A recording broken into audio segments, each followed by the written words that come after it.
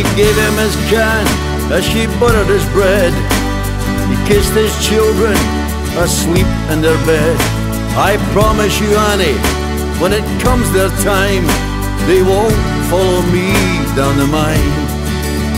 As the daybreak hangs over the grim miner's rows, the men all leave to dig out the coal.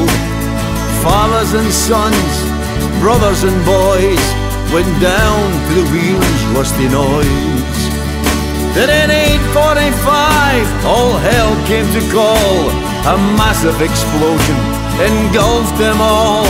The mine was their tomb and funeral pyre, and the black choking smoke spread over Blantyre.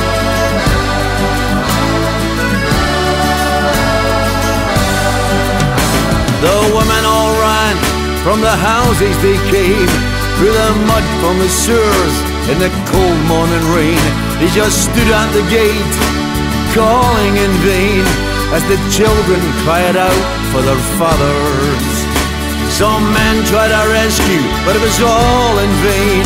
They were beat by the heat, the smoke and the flames, for the tears and the anguish and the roll call of names of the widows and fatherless children.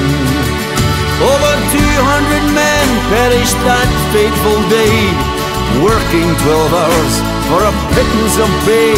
A young boy of 11, I'm so sorry to say, drove the ponies. His name was John Henry.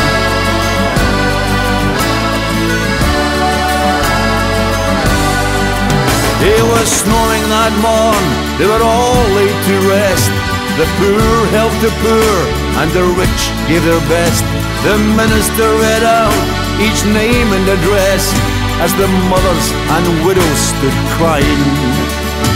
But life carried on in the grim miner's rows, the poverty, the squalor, and the hand-me-down clothes.